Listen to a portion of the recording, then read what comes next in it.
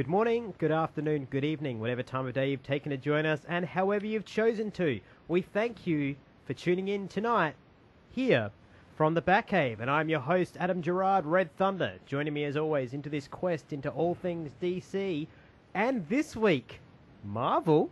My co-hosts and comrades in crime, the one and only Honey Badger Terry O'Neill. Hello, lovers. The man of 1,000 faces, all of them ugly, the dad knight, Braden Ahern. Hoi hoi and screw you. And the man who this week has actually managed to not cut me off while I'm trying to introduce him, Mr Electrocutioner, Matt Richens. G'day. Well done, Matty. You've done us proud. Do I get a gold sticker now? You do. And you hear this? You're here because it's time for our, what is it? Marvel Monthly Mensies. That's right. Well, we'll get to those later on tonight. You'll have a reason for being here later on tonight. But until then, I'll shut my mouth and just sit in the corner. I would like that. That's good. I wish everybody else in this show would do that. That'd be a much better show. So, gentlemen, how are we this week? This 21st week from the Batcave. We're legal in all countries now, so I'm kind of proud. It's been a good week. It's been pretty good. Productive? Yeah. A lot of defining moments this week for me and other students, so it's good. It's good. I am concerned about the future of SAPOL, though, but we'll go into depth about that later on. And what about you, bro? What have you been up to this week? A bit of a head screwy kind of week, but, got through it. So, That's all right. You I'm survived. here. You endured. I did. With the eye I of the did tiger. endure. You learned Mr. Wayne. that you fall so you can pick yourself back up. Yeah. So proud of myself right now. I thought you were actually going to go for a Thanks. Dawson's Creek reference. I'm a little disappointed. He didn't die. I'll be going for Dawson's. If somebody dies, I'll be like, well, we've got some unfortunate news. They dropped the ice cream, and unfortunately, they've left us. Maybe that could be a point of reference. If someone screws up that badly, they should probably die. You drop the ice cream. If they kill off a character, we'll be like, well, this week, like last week, for instance, we didn't think of it, but last week, Wells dropped the ice cream on Cisco. He did. He dropped a big, fat, He soft dropped a serve. scoop and a half. Yeah, that was a scoop and a half. It's like when you lick your Buffalo Bill for the first time, the whole thing falls off the stick on the ground. Yep. And it's just standing there with an empty stick. He's just no more. I'll go buy another one. You go to your parents. Can I have another? No. No, I'm sorry. You No dropped more that's tasty it. Latinos for you. Just bullet holes in their hats. And a nose that you can blow on afterwards, because who doesn't love frozen bubble gum? I thought you got another different Everybody's route. That's summertime fine. treat. Yeah, that's okay. Don't worry, I thought Matt was starting to say it's like when you're licking your butt, and I was like, yeah, I often find when I'm licking my butt, I think about dying by ice cream. It's what I call Friday night. it's a typical Friday night. And then the dog comes in, licks its butt, and then finds the ice cream on the floor, and then eats it. Yeah, you I son of don't a bitch. understand, why is the dog not licking the peanut butter? Because it's your I dog. don't put it on my balls. It's not cheating, it's your dog. But what if it's not your dog? Did you think about that one? I think a lot Then of it's guys cheating. A lot of guys go out on the weekend and try to find things that aren't their dogs. This is true. Yeah, there's one rolling around in the streets at the moment with an orange high vis vest. Yeah. Trying to find Yeah, that's something true. on his dog. Yeah, that's I think we call him Harrison Wells. Drives past Braden's every fucking Saturday. Yeah, he'll be past soon enough. Don't worry. I'm sure he will. yeah. It's about you. Yeah. All right, well, let's kick into this week's first segment, the TV segment that everyone waits for every week. This week on TV. My name is Oliver Queen. After 5 years in hell, I have come home with only one goal: to save my city. To the rest of Starling City, I am someone else. I am something else. My name is Barry Allen, and I am the fastest man alive. A friend recently gave me the idea for a new name, and something tells me it's gonna catch on. James Gordon, Alfred Pennyworth. We're gonna get the guy that did this, sir. New boy, are ya? That's right. Good luck, mate.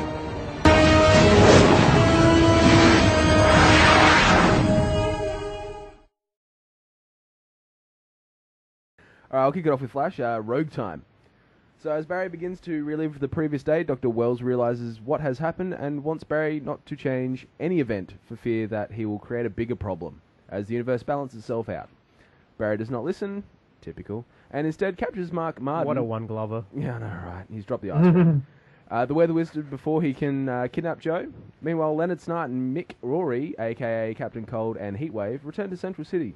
Leonard sent his sister Lisa after Cisco, whom they forced to rebuild the cold and heat guns.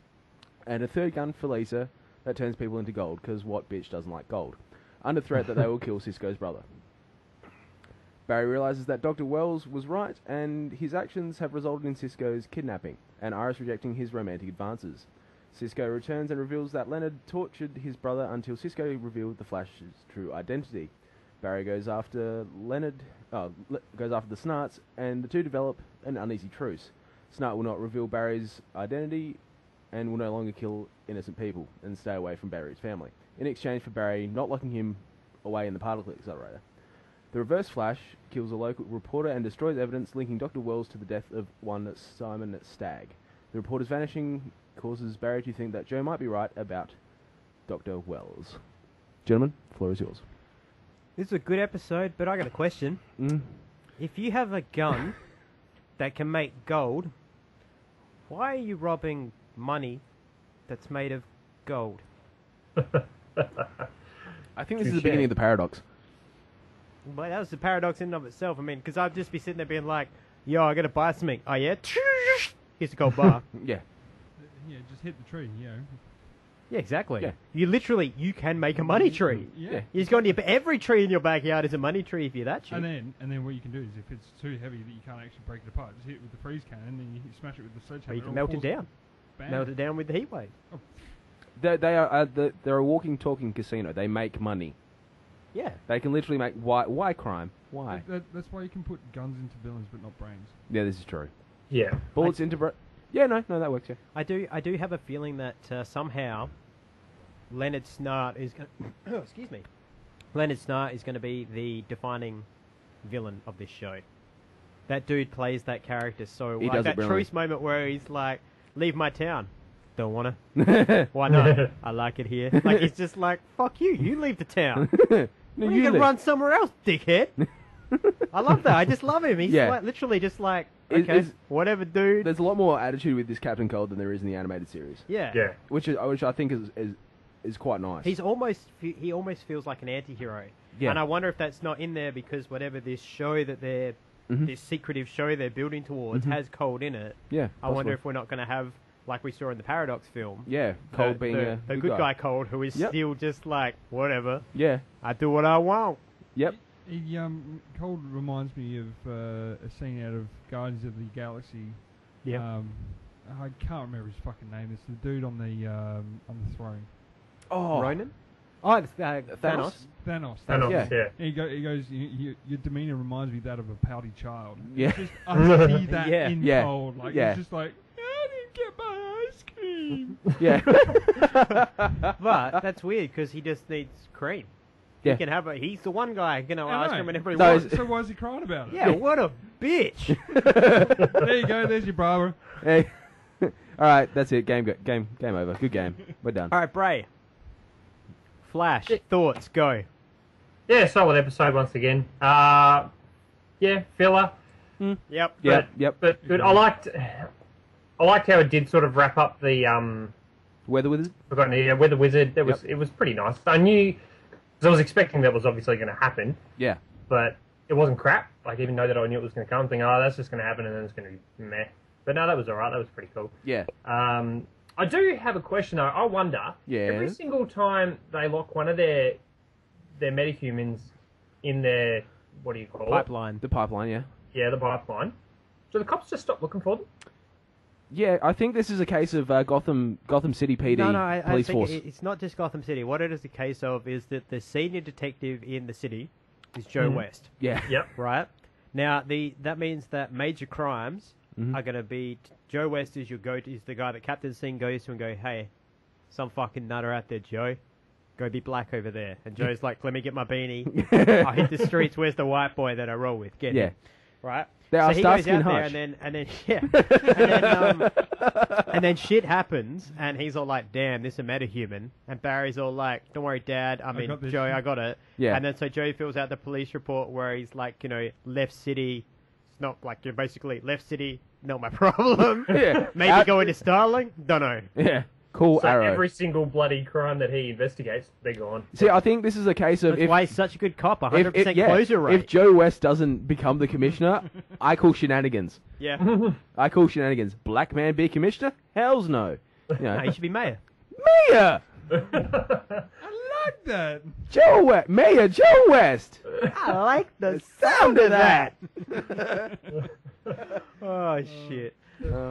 Yeah, no, Seamless threading there, folks. This was, you're right, Braden. It was a filler episode, but I've been tossing around the idea this week Oh, okay. that when Arrow has a big episode where something happens, Yeah. Flash has to have a stalemate, Yeah, true. Yeah. and then they kind of swap that. But my Yeah. problem with that is that I would understand that if they're on the same night, Mm. Flash rolled into Arrow, but when they're 24 hours apart, there's no reason for that. Yeah, see, They should be both as good as each other all the time. The thing is, I mean, it's gone to the point with Flash, last 2 episodes, with their 15 ep ramp up. Yep. I don't mind that, because even the fillers are good. They're leading up to those final 3 eps, like the next episode I'm keen as all hell to see. But they've been solid filler eps. Like, they tie up something nice, like, neatly, like the Weather Wizard thing, like we brought up last week, saying, oh, what's going to happen there. And we got to see a bit of evolution of the rogues as well. Yep, as well, with the introduction of Lisa I like Snart. that too, where he's like, At the end? take Lisa your rogues, Flash. get your rogues gallery out of here. Yeah. And he's like, rogues gallery. Gallery. The son of that. No, I think he said That's cute. cute. Oh, cute. Yeah, that's cute. Yeah, that's right. Yeah, so that was actually good. So, but their filler episodes are actually becoming of a good high standard. I don't want to jinx it, but they're I'm actually... not going to argue that. Like, the pace was actually quite good, because I got about halfway through the app, I'm like, I didn't know it was halfway through. I'm like, check the timer. I'm like, oh, wow, I'm literally halfway through, and it feels like they've picked up the pace. Yeah, they've learned how to stop being slow. The irony that I was talking about a few weeks back is gone. It seems to be gone. They still... I get that, but I look at, say, a show like Game of Thrones or Breaking Bad, like things that are contemporary in this time. Yeah. I'm trying to go for the current time period. Yeah, right? yeah. They don't have those episodes that ever lull. Yeah, Like all the episodes drive and punch out. I get Yeah. the fact that you were talking, 12 episode shows as opposed to 22. Oh, no, what I was but saying... they should always still... Yeah. Like the episode should always feel like they're driving somewhere. And I guess what I feel with the Flash filler episodes is that what they keep doing is saying, yeah, our world exists. How cool is that? We have this world, and that is cool that exists, but it's not... Every episode, like, for instance, look at Arrow. Arrow's filler episodes are still, you're going to take my offer or not? Yeah. Like, the filler episode still has a point of it's driving you somewhere. As this, to me, feels like we have to explain time travel and all of this, but we don't want to work out a way so that everything is leading somewhere. Yeah. That's what I mean. I feel like with the Flash, okay, answer me this. Okay. 'Cause Riddle me this. This is ultimate. In season 1 of Arrow, season 2 of Arrow, and in this season, we know who the bad guy is. Yeah. Unequivocally. Yeah. Yep. As well as the bad guy. That's the thing. Yeah, we don't know. And that's just a it. problem when you're But- at episode 6. When you're about to hit episode 17, you only have a maximum of 7, a minimum of 5 episodes left. Yeah. That's No, bullshit to squeeze him being the villain into 5 episodes. I think it's the fact that it comes back to, how you wanted that pivotal piece of information is Wells' earboard thorn. We're not going to use the term reverse flash. But so we got that pivotal piece of information, but I think what they want is maybe Wells, for me, maybe will last into next season. Where I think he will. I think he will, because if we bled Grog in, say, that's our season finale cliffhanger, and they've got to, because we know that there's a relationship between Zoom and Grodd. Yeah. So maybe that's got to form a little bit, and then they'll bleed it out, sort of thing. But we still got, everyone's expecting the paradox. So maybe the writers of Flash have got all these possibilities, and they're going, well, do we want the paradox now, or do we want it in 3 seasons' time? But okay, if that is the case... They've got no real... What I'm agreeing with you, they've got no real driving force at the moment. So that they've got too many possibilities, whereas Gotham's sort of run out of the possibilities. But that's where the problem comes in, is that good showrunners, and we don't know if they're doing that, we're just speculating, Yeah. but good showrunners should, but before episode 1 is even written, they should know where this season is going. Yeah, absolutely. Yeah. They should have... Vince Gilligan, before he wrote episode 1 of Breaking Bad, knew how he was going to end Breaking Bad. Yeah, that's just it. I mean, I he don't know didn't if know how there's- long it was going to take, but he knew Yeah, how to end absolutely. it. And that's my problem here is that they don't to seem start with, he was going to end it without Aaron Paul. Yeah. Yeah. He was going to end season 1 without Aaron Paul. So. Yeah. No, he just knew the ending for Walt. He had the specific ending. What happened at the end, that was all along, he was like, this is where it leads. Yeah. See, for me, it also comes back to, like, we heard about Flash maybe, 6 months into season 2 of Arrow? Yeah. Maybe? It would have been. So, I mean, for me, it's almost like... It comes back to, like, your driving force thing again. There wasn't a lot of... I feel as if there wasn't a lot of prep. This was like the CW, like, oh, wow, comics are real hot right now. Yeah. Yeah. So, let's just... Flash is good. We'll grab him. He's in a red suit. But see, what's dumb about that is Arrow had so much thought put into it. Yeah, no, obviously. They've worked out 5 fucking years of what happens in your I'm backstory. completely agreeing with you in and this case. considering it's made by the same people, how dumb is it? Yeah. I agree with you. Like, I never for once heard... we're not arguing with each other. It's a nice change. Yeah. So, like, let's be honest. None of us have heard of the CW network. Yeah, I have. No. I never heard of it before Arrow. I only know of it because partway through Smallville, WB became the CW. See, I didn't know that. So I never heard of CW. Yep. Then all of a sudden Arrow comes out and it's on our rubbish TV channels. And then, yay. But I never heard of CW. So all of a sudden they're getting a lot more scope and more broader audience because this is a very broad subject, comics. So they've gone, wow, we've hit a real nerve with this. Maybe we should just like see whatever licenses we can grab. Yeah. And it was Flash. They're like, all right, cool, quick, go to comic books and we'll write a quick synopsis of season 1. And then all of a sudden, they're getting more and more feedback from fans. They're going, all right, we'll throw that out, we'll throw that out, we'll throw that out, rewrite this. See, but that's a mistake. Whatever they had for season 1, they should have stuck to their guns to absolutely. it. Then whatever the fans were talking about, we'll start putting that in from season 2. Absolutely, I agree with you 100%. But so that's what I'm thinking. They've gone, shit, like pressure from the fans, pressure from the producers, pressure from the money men. Yep. They've gone, oh shit, what do we do? But it's still, so far, they're clinging on where their claws. Yeah. And they've been good episodes. And now we're actually starting to get into the meat and potatoes. Yeah. So that's. But I guess that's where my problem is. But I agree that it it's is too late. ramping up, but it's like, dude, it's too late. They could have got us to this point at episode 12 and had 12 solid episodes where we're just going, absolutely crap. Yeah. But we still don't even really know if we are getting into the meat and potatoes now. Well, again, the Rogues Gallery to me has always been like the meat and potatoes for Flash in regards to, well, if Zoom's not there, you're going to have one of the Rogues. So when I say like the meat and potatoes, I've got like villains and things like that. To me, I did before the Flash. Before I read Flash comic, obviously I started off with Batman and built my universe from there. Yeah. And most of my knowledge of the Flash came from basically crossovers like the Crisis, like the multiple crises and things like that, because he's in those obviously. Yeah. But the only villain I really knew of the Flashes before because I didn't really remember the TV show that well from a kid. I just knew John Wesley Shipp was in it because he's the man. And we love you. But the only one I knew was Cold. I knew Cold was the Flash villain, so I can see where you're coming from with that, with the rogues of that. I guess I can see where Braden's coming from. What you're trying to say, Braden, is that we don't know story-wise, not character-wise, not universe-wise, but literal, whatever the story they're trying to tell us, because they're trying to tell us something. Yeah. It's not just fucking people on a screen talking. They're trying to make something out of this. Yeah. But that story just literally feels like it has no context at the moment. Yeah. That's It feels like... Does it feel to you, Braden, like they went on break, like there were those 4 weeks that they weren't on, but we missed 4 episodes that somehow, like there's this shit missing in these 4 episodes that make us just be like, oh, that makes sense. But it still feels like the guts isn't there. Sorry, I don't know if you heard that, but when I'm looking back through all the episodes, I still don't have a clear picture of what the story is. No, and that's exactly right. Yeah, exactly. Yeah, is it Grodd? Is it Earbud? Is it Rogues? Is it anything like? I just don't know. I think it's a case of reverse Gotham. You know how we've all talked I hate the fucking people using this word reverse. I'm going to get into this later. Stop using this word reverse. Nothing is actually reversed that anybody says it's reverse. All right, inverse. Inverted Gotham. That's better. Inverted Gotham. I like your style, Matty. What we call it, IGS, Inverted Gotham Syndrome. You know how we're all talking about like you've burnt out your villains and all that sort of stuff already, because they red herringed us with Joker pretty poorly, but they've given us heaps of context all of a sudden. And whereas no story. And no story, where we've got somewhat of a story with Flash, somewhat amount of villains, but not knowing where the fuck we're going.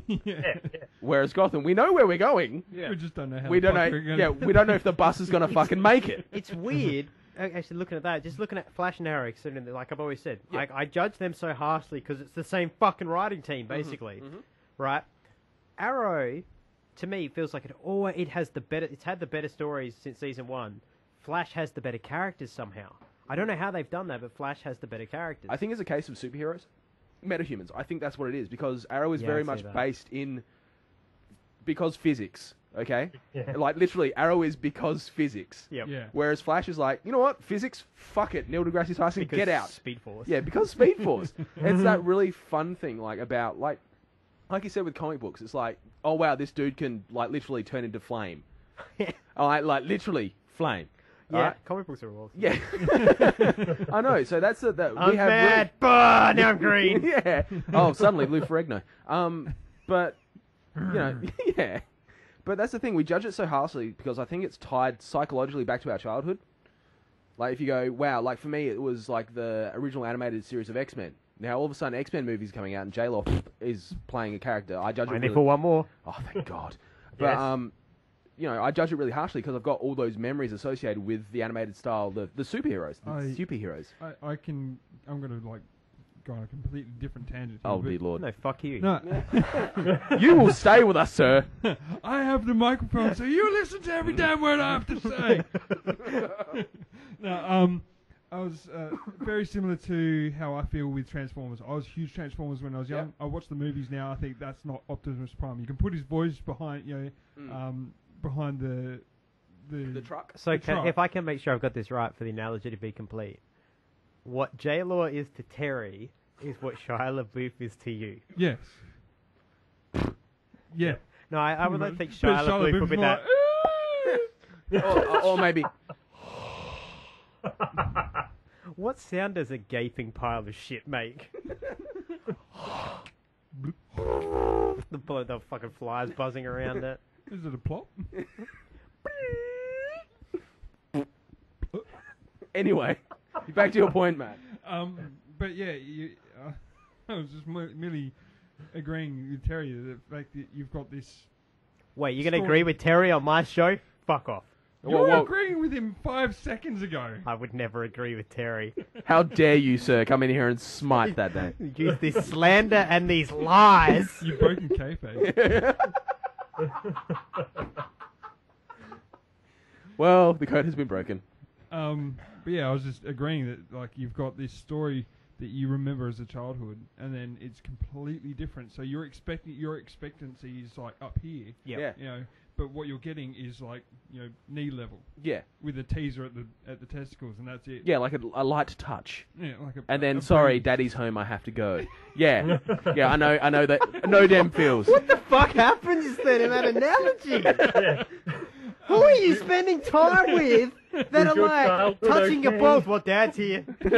Gotta stop. You know what Dad says about touching balls? It's dinner time. Wash those pubes off your hand and get to the table, young lady. And? Walks in. I've got the blue light. Let's check. Yeah, I've had some close calls. Just legging it out the window. Not even. Just quick, pretend we're asleep. I forgot to put my fly up. I went to the toilet.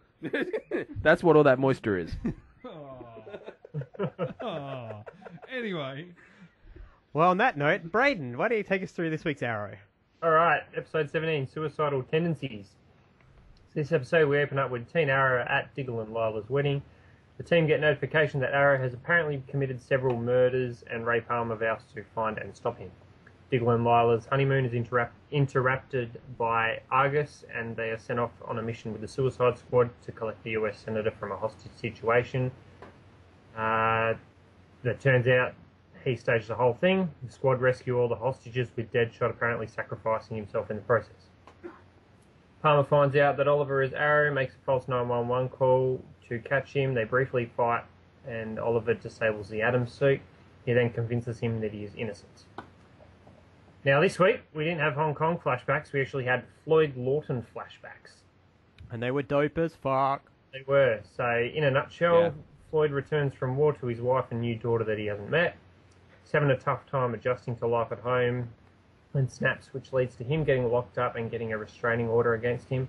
He is contacted by an agency who wants him to work for them. Boys.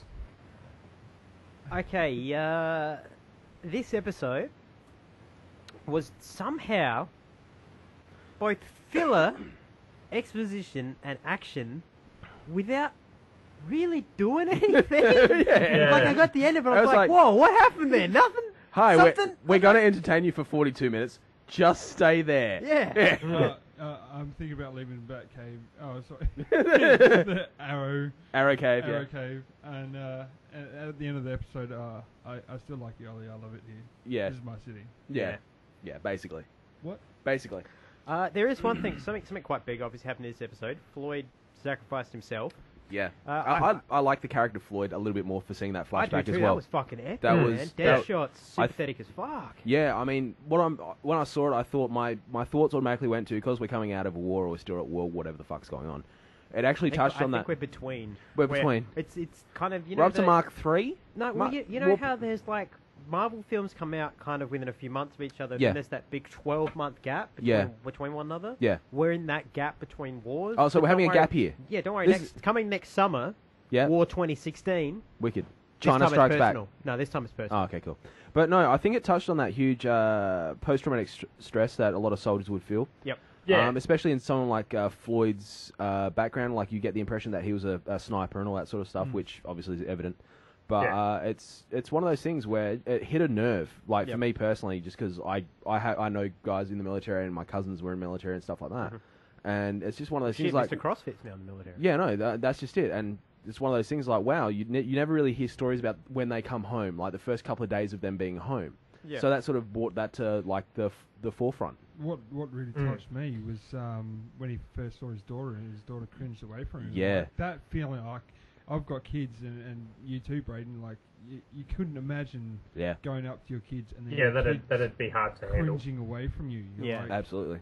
that would crush you. Yeah, he was Well, definitely... even just being away from them and knowing they're there and Yeah. would be hard enough, and then coming back to them going, I'm going to be part of your life, and they're like, Who are you? what? Get away Yeah. from me. Yeah, I mean, I don't know. Floyd was definitely the hero of this episode. Yeah. It was definitely the Floyd show. And I guess that's my problem with this is that I love the fact that they wrote him off, but in my gut, my writer's gut churns because I really think I know why that character's gone, and it makes me really sick. Yeah. You told me the theory, and I'm not happy about that at all. See, I'd love to hear it. Okay, well, for me, this is what it comes down to. There's about to be the Suicide Squad movie. Now, we know that they've got a big enough problem, like, for instance, the reason we can't have any of the big names on these shows is because they're not allowed to be outside of the films. Yep. Now, you factor in the fact you're about to have a big-budget Suicide Squad come out. The Suicide Squad that we've seen on TV, with the exception of one member, are not the ones that are in this movie. Yeah. Deadshot is the only crossover. Yep. Now, Deadshot is also about to be played by Will Smith. Yep. Now, if you're going to have Will Smith in your movie franchise being a lesser-known character that you don't want people confused with, agreed. are you going to keep the white guy who is making, like, what, $50 an hour? Yeah. Or are you going to keep the multi-million-dollar actor who is guaranteed to bring you in a box office? And sadly, that's what it felt like to me was, wow, they come up with a great story for this character, Yep. and then they fucked him in the arse. Yep. They fucked an actor who could make us feel like that in the arse Yeah. because they're bringing out a movie. Yep. That to me is pathetic. If he is dead, Yeah. that is absolutely pathetic. There's also that part of me. I mean, I don't know. I'm not up on the comic book lore, but Arkham, Assault on Arkham. Is that comic book lore? Is that lore, or was that brought out as like a separate issue sort of thing? And I do refer to you, Red Thunder, for this one. 3070. 3070. 3070. All right, because it's canon.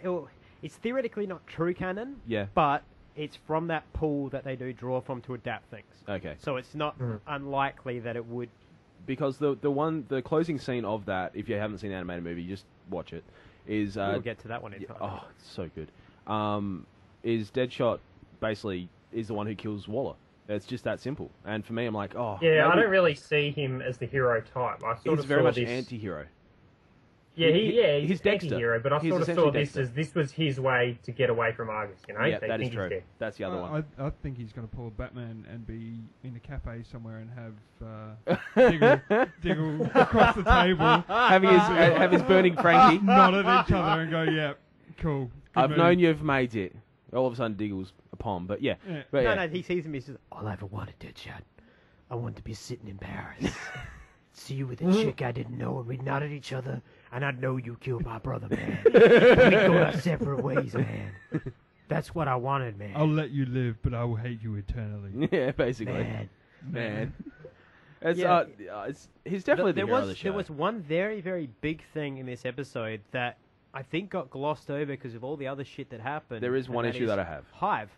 Hive Yeah. is an integral part of the, especially the Green Arrow comics, but Hive is Absolutely. an integral part of DC, and the fact they've dropped the hint that that's there, ooh, for me that rustled my jimmies. It made a bit of movement Which down part did they south. drop that again?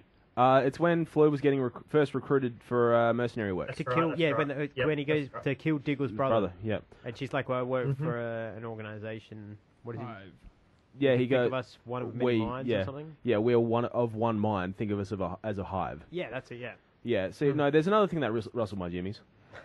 It's not in a good way though. This was like a slight kick in the balls. This is the reason I don't ever want to be a sidekick.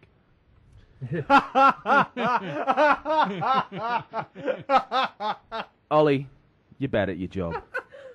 If his job's just looking fucking epic walking into the, like, fog, he's kicking ass at it, though. But you know what? You took this street kid in, you taught him, you trained him. I'm a I believe fucking you're reboot. quoted as saying, I will never give up on you.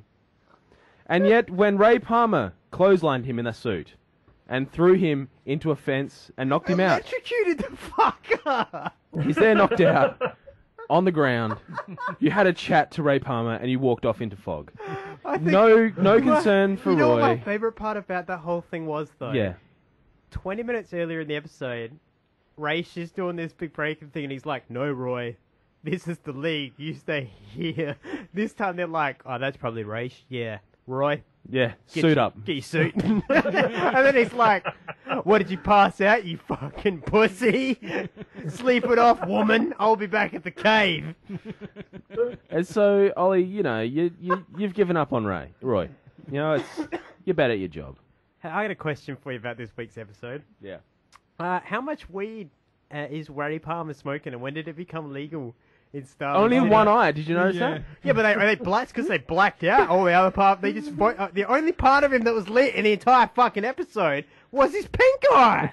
The rest of it was black. He looked like Slade Wilson. Half his face was black, and the other half was his pink eye. I know, Where it's just right? like, hey, Ollie, man. Felicity farted in bed.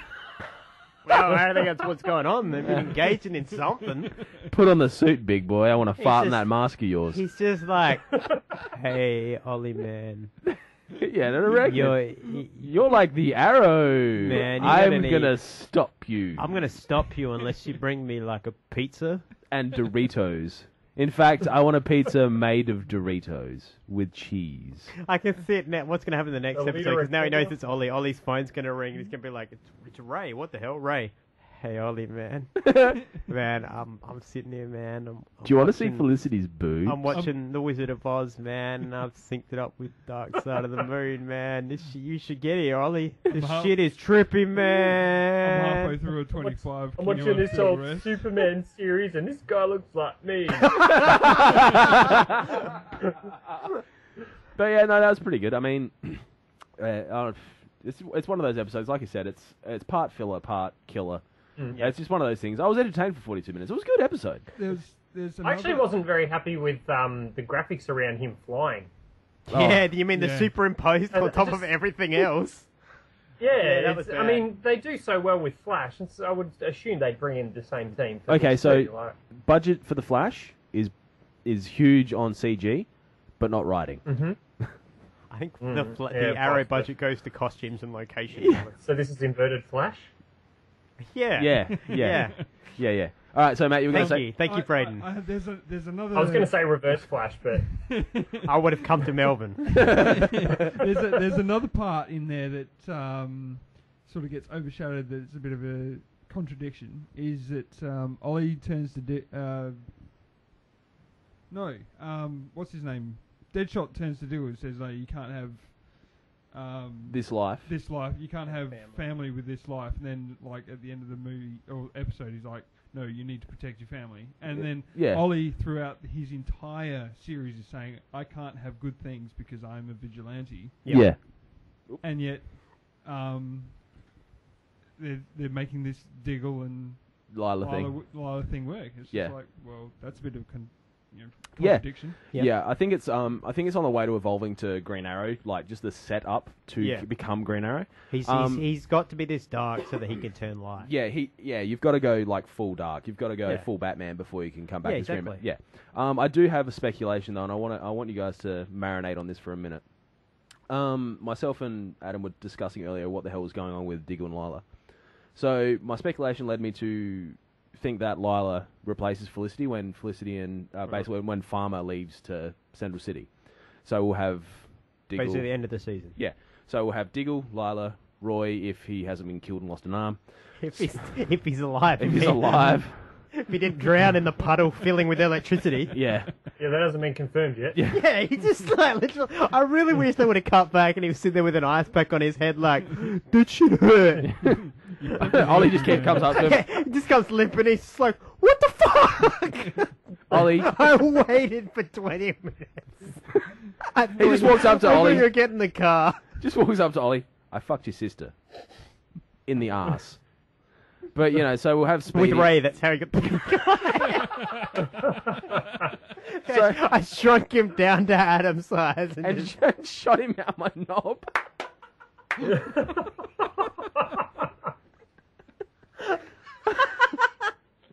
But no, the speculation is basically so Lila will take over Felicity's position. So in the quiver or arrow cave, what do you want to call it? I hope not. Really? It could happen. I actually really like. I can see that happening. Yeah, no, but you get her in Flash. You just because you think about it. Wells fucks off. I don't even think they'll be going to Flash now. They'll be going to this new CW spin-off. Well, you never know. Because someone's got to take over Star Labs, and considering Ray's affinity for everything's Star. Ray Palmer runs Star Labs. Mm. In the comics, Ray Palmer. You don't have to look at me when you're saying that. I can look at you if I want to. I'll look at anybody I want to. I have the freedom to use my eyes as I see fit, sir. Take off those glasses and tell me that. Look at that speaker. If you're talking about, we need a picture of Braden in here somewhere so I can just yell at it. So that's one speculation, and I had another one. Oh, I want to know what's going on with the Lance family. Think about it. Laurel. Not really. This is just a point I want to bring up. Okay. I thought about that, and I don't think it belongs in that segment. It's just a point.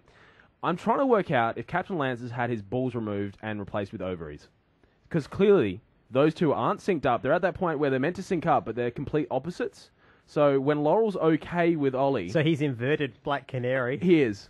His white cockatoo, my bird. Wait. So in Iron Man 3, what he was actually saying was, Detective Lance. Bring me Detective Lance. Yeah, basically. Pretty much. I want my lad.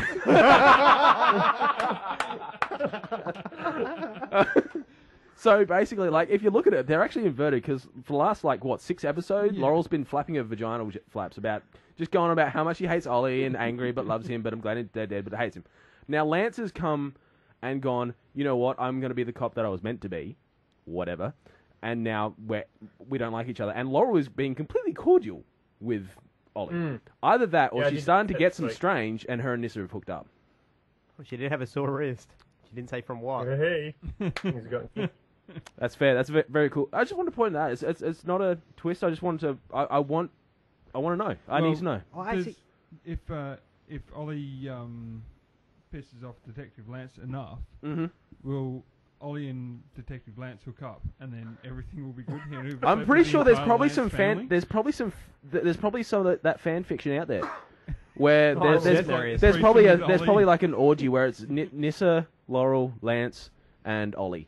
And there's some weird incest crossover stuff going on. On top of Sarah's grave. I can see that. Oh wow. Wow. You saw the line, took a shit, and just kept walking, didn't you? Damn, son. I have a question. So, Ray Palmer lures him into a trap. Then he's all like, surprise bitches, I can float. But you didn't see that coming unless you've seen Superman, and then he can Superman. Float. Actually, I think that's why he takes these characters. Because Brendan Roth can actually float. Yes, I think you're right. Anyway, so he's hovering there, right? And he's all like, duh, I'm angry. And Ollie's like, bro, what's your problem? Like, is that suit too tight? And he's like, I'll show you. I'll electrocute your sidekick. And then Ollie's like, oh, I better throw this thing to disable you. Wow. Like, first thing, if you're Batman, and he's pretty clearly Batman, Batman's going to roll and be like, I see you floating. Not anymore. Now you're just lying on the ground in a lump. So In a big heavy suit. I'm out. Batman, and Peace out. see you later. Speaking of the big heavy suit, how the fuck did Ray get home? He's just walking to trying to cut like someone lift, walking in his suit. Nah. Well, technically... So Taxi. he's still standing there and just looking at Ray laying down on the ground. Yeah. Unless he's Oh, got Roy. Maybe that's it. Roy got up and they were. So, He was hey, like, hey, "Sorry, dude, get in the quick, car." I need help. Yeah. Put me in the boot. I need to get to a hospital. I can't get out of this suit. Unless he's got an Shit. emergency release and he just clenches his butt cheeks and the whole suit falls off. Well, I guess technically though, because he can fly without the suit, as we've now established, this shouldn't be a problem. Just Yeah, never take basically. his suit.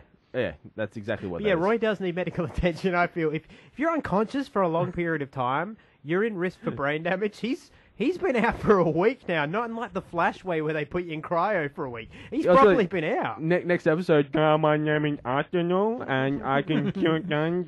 We need to put Roy in the Lazarus pit way. His brain melted. Oh my god, that's how we get full-blown Arsenal. There you go. That was foreshadowing. I can see well that. done. That's what I He do. broke the code. All right, well, is that TV for this week? I believe so, yes. All right, well then it's time to move on to our next segment, which is one of our more controversial segments, but I feel one of the ones that Italy, they love this segment. We They're love you, They're Italy. going to put on their flag, from what I understand. We love you, Italy. And that segment is the fact that once again, sadly, I've been at the doctor's this week. I've had to get some medication. I've had to have some antibiotics. I had to have some special cream for sensitive places because once again, my bat nips are bleeding from all this twisting and chafing. And let me tell you why. Let me tell you why they're so sore. Okay?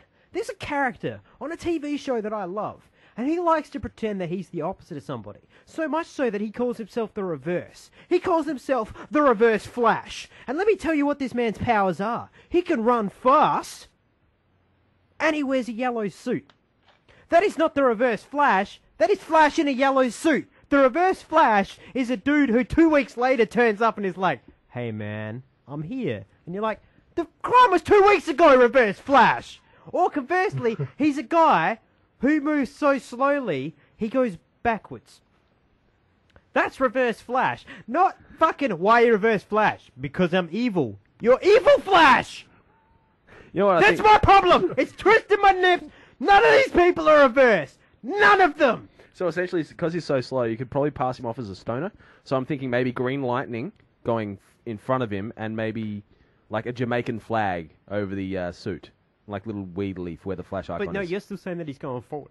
No. The lightning is going this way, like chest out. Oh, so the he's going lightning backward. is thinking backwards. Yes. I'm with you. Yes, Yeah, I like yeah. this. I like this. Yeah, I That's think Reverse Flash. exactly. Or he could be Reverse Flash because he's moved so slow, he's travelled back 15 years in time. Oh my god, you're right, he is Reverse Flash. Yep. Because he's gone backward He's gone backwards so so slowly. slowly. And therefore, I'm He's changed taking this to moment- mean that this Reverse Flash person is in fact the rider of the Flash. That's why it goes so slow. That is actually pretty cool. There you go. There Yeah, it no, is. just He's a the quick, Reverse a quick nips, but it just really gets to me that this dude's name should not be Anti-Flash. Anti-Flash. What's the opposite of Flash? Reverse? No. What's the opposite of the word Flash? Dark? Reverse Flash. Cover. Flash off. Flash cover. So inverted cover? No. He should just be like Professor Doctor Zoom makes Doctor sense. Snail. Yeah. Doctor Snail. Zoom makes sense. Any of that shit. Dr. but don't- Meninja don't Cockle, call no. yourself Reverse Flash. Be like the Joker. Who are you? I'm Reverse Batman. That would make you Owlman. Hey, I'm General Zod. Oh, you're from Krypton. What are you going to call yourself, General Zod? No, I'm Reverse Superman now. Ultraman. I get your point. Just irritates me. It just irritates me. Lots of things irritate you. You probably Yeah, gotta well, check. it's- I'm I'm- glad you. I'm glad my you say. prerogative. I'm glad you. I saw glad it. you glad I what? I glad you glad. Electricity in a bottle. I'm Arsenal. Dude, that's the thing. I was just done double for boy. Thea, why don't you want to go out with me anymore? All of a sudden, Lou Ferrigno's playing the role of Roy. Yeah, das bringt er noch gut. I was gonna say I was happy for you to seek medical attention. I'm happy you did that. But that's okay. We went into a whole nother. I say seek medical attention, dragged away in a jacket.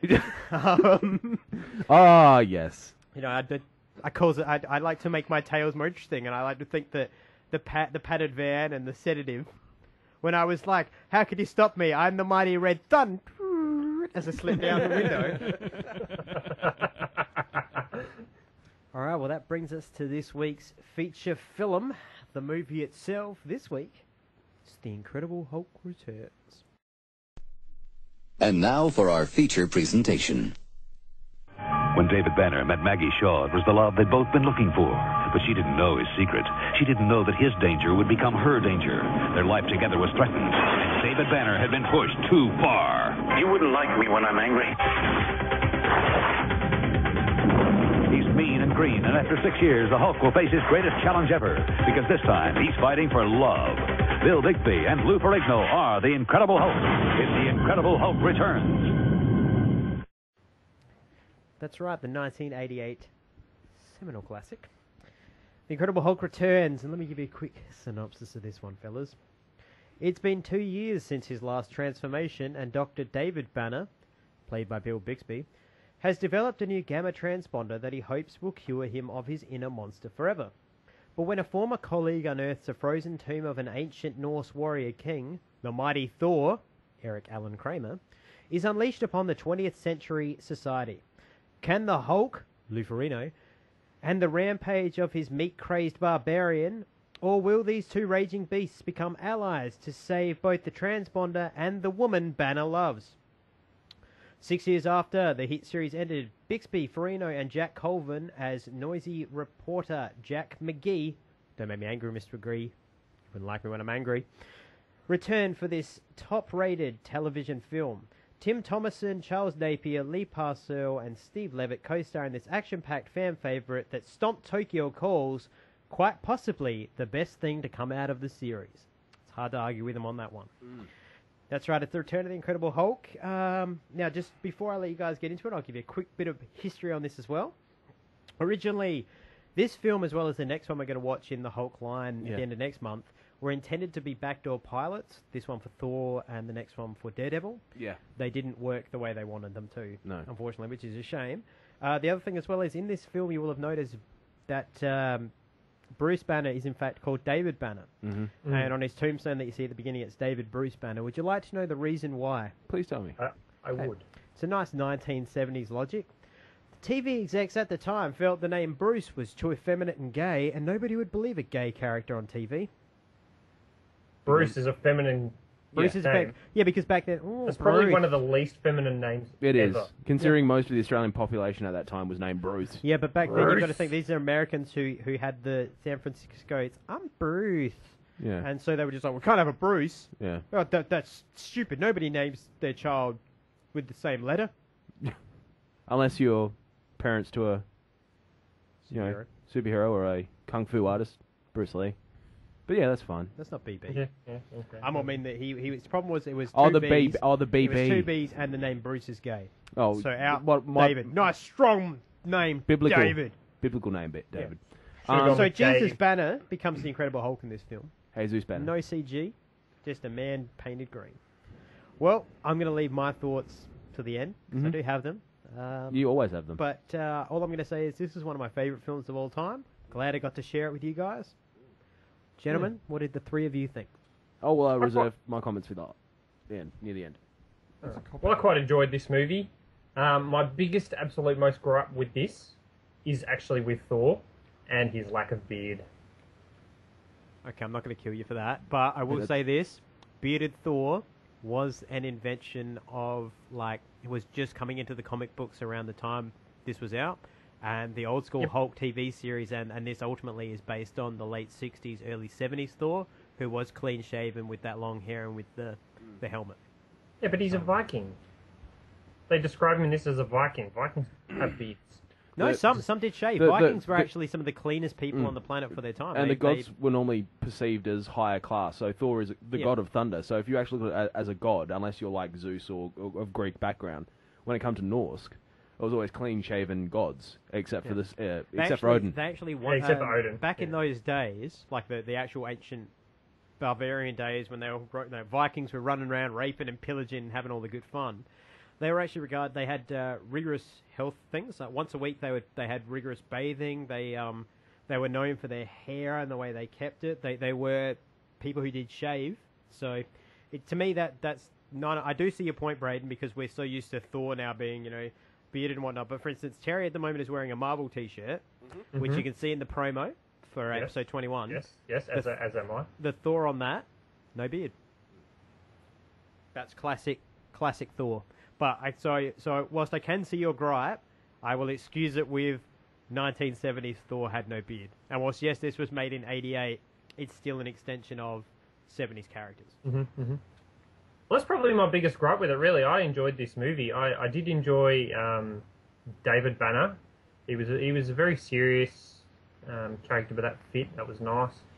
I love this. I love this because it's an old movie as well, and just some of the old things that they did. And like in our promo as well, you see David Banner or myself, sorry, hulking out. And, kayfabe, you fucker. Sorry. And they do that zoom in on his eyes like every single time as if to be real dramatic. Yep. I just love that. I really did like Thor in this. Thor is the best. Yeah, Thor is the best. He's very, I guess, prior to being banished Thor in the movie that we know these days, where he wasn't a sensible kind of, he wanted to go, he wanted to fight, he wanted to drink, and he wanted just, have fun. He loved it. I love that character. It was a lot of fun. I did wonder for a little while why he was in the movie, but he fit in that quite nicely. I didn't write any notes to say. I'm not really sure what else to say, but I don't know. As a whole, I enjoyed this movie. For an old movie, this was a lot of fun and it was a good movie to watch. The story was good. I didn't really have it, and you didn't have any big sort of Hulk villains or anything in it, but that was okay. That was actually something. It changes in the next film. To my memory, the Trial of the Incredible Hulk is the only one that actually has a real villain in it. The Hulk show more dealt with the fact that there was this guy who was stricken with this incredible burden in himself, where anytime he gets mad, he turns into this. But the show dealt with the fact that David Banner was this amazing human who just wanted to make the world a better place, and everywhere he went, it wasn't villains, he was dealing with society. And like I was telling the guys a story earlier, where it's around episode 5 or 6, there's an episode called Ricky, where it's about a guy who's a derby driver, and his brother is mentally retarded and is the guy that works on the car for him.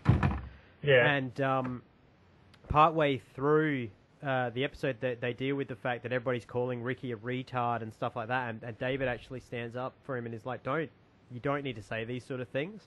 And the guys obviously beat David up, and he hulks out and whatever else. But the touching part of that episode is nobody knows how to talk to Ricky, and Ricky actually relates to the Incredible Hulk when he hulks out, and Hulk and Ricky have this amazing moment where there's almost tenderness, and Ricky learns that that this other freak accepts him for what he is. Yeah. And I was saying as well, when watching this film, just to drop in another quick thought, and then I'll back out, but another trait they kept going in the show that they continued in this film is that animals are never scared of the Hulk. Yeah. Animals know that the Hulk is intrinsically, Bruce Banner is inside, or David Banner is inside that, trying to get out and trying to communicate. And they always did this thing where dogs particularly love the Hulk. And I think it comes from the fact that, he does seem big and evil, but ultimately in there is this heart of absolute pure. So, what do you think, Matt? It actually kind of reminded me of Edward Norton's Hulk. Yeah, I can see it that. did a little bit, yeah. Mainly because, from what I can remember, again, not being a huge comic fan. But he's Hulk or he's Banner? Or, as both. I vaguely remember Hulk not being against villains, but being against... well, the army. The army, yeah, and himself, rather than... I need a bad guy, I need to protect the world. It's like... Well, that's what this show, instead of the army, they had McGee. The reporter is chasing him everywhere he goes. He's chasing the story of the Hulk. So that's what you get in this instead, It's a dead ringer from what I actually remember. Yeah, you're exactly right. My only gripe with it is, like... I know it is the 80s, and I've been spoilt with new graphics and CGI and action and choreographing and all that crap. But the fight scenes could have been a little bit more than just a flex. Flex and stumble flex or backwards. A flex and a Yeah. I'm gonna pin you to the wall. See, I like that. I really enjoyed that. But again, that's just me being a spoilt little brat. Yeah, damn right. But yeah, you know, I did enjoy it. No, I don't have much to say against it. There's nothing to say against it. This fucking epic film. Oh, sorry to step on your toes. Don't Hulk out on me. Flex. I have to say I love this movie because I didn't actually know about the movies until we discussed doing the Marvel Mensies.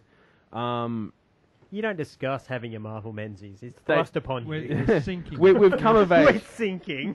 So essentially we've come of age and we're all sinking. Now that we're 21, we're allowed to have a now the Menzies. Batcave is 21. We've had a Menzies. Excellent. Bit late, but Better late than never. But what I'm gonna Better than the pregnancy scare we had for a while there. I know. Gotham never called us back. Haven't for weeks. But there's nothing about this movie that I don't like, mainly because the way it's filmed is so closely shot to the TV series. Yep. Essentially, it's a TV movie.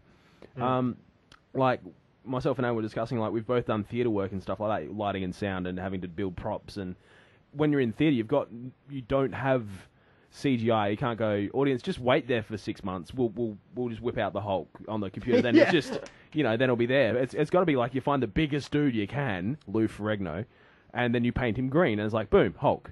So that, for me, it's that simplicity. Sorry, it's that beautiful you forgot that you've got to rip his pants. Oh, rip his pants. Give him a pair of sandals. The sandals, paint them green. And the wig. Yeah, and the wig. But and the fake brow, too. And the fake brow, and I think it's a bigger nose as well. It's a bigger nose. And that's one implants. of the points is whenever David in the series and in this. See, to me, this is like a love piece of the series, like the best parts of the series. It is, absolutely. No, because whenever he changes in the series, whenever he turns back, he always does that thing, and you show him doing this, he touches at his face to see where his nose is. Yeah. Because the Hulk's nose is obviously gigantic. Yeah. He looks like a golem, basically. Not when I say golem, I don't mean troll. Lord of the Rings golem. I mean the actual one that they made. They sit on the the churches. Jewish history that they made out of mud and it came to life. A proper golem. Yeah. So also known as the he has a Jew nose. Yeah. Little bit. Anyway, I'll go back to my point. This thing is just filmed so beautifully simple. It's just absolutely, it's phenomenal. Like we said, sorry, I've got to correct myself every time. David Bruce Banner, he's very much the star of it, even though it's entitled The Incredible Hulk. We only see Hulk about 4 or 5 times. And you see Hulk 3? Yeah. Normally you got 2. So we got in the lab, at the beach house, at the final scene, and I think there's another one in there somewhere.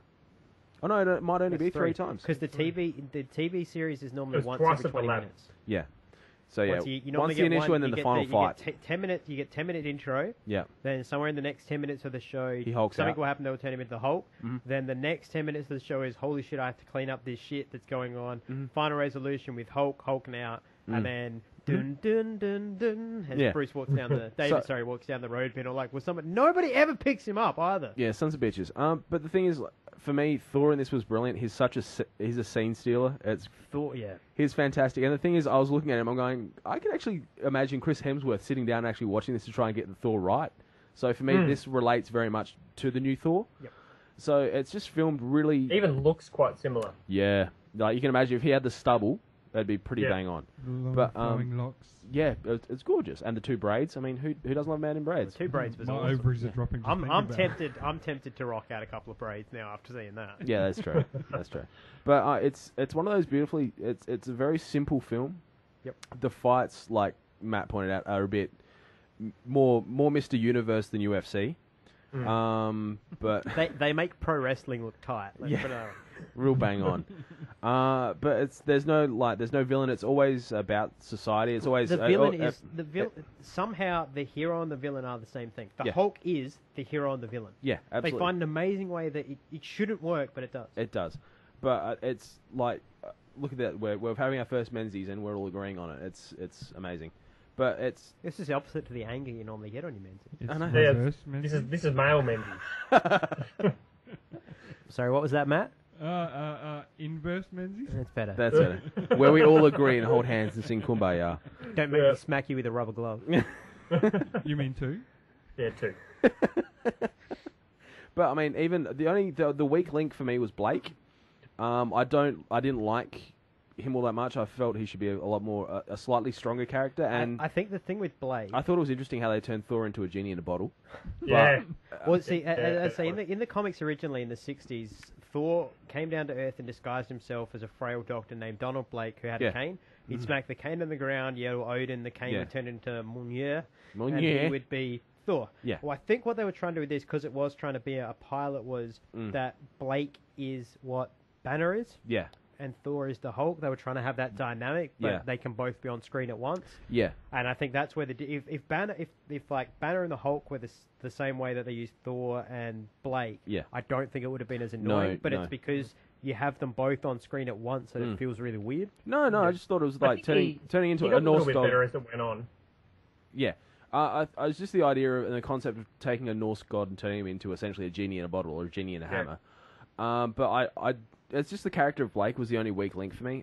Everything else is a fantastic movie. For me, older movies like this, like even the old Flash TV series, I love because there's not that much CG in it. Yeah. I like it when it's basically just people on screen doing their craft. That's basically what it is. You have it's like us right now. We have no huge budget, but here we are doing something that we love and people enjoy it. Same sort of thing. Sorry. That's fine, Matt. I mean, you're a guest. That's fine. You're not here next week.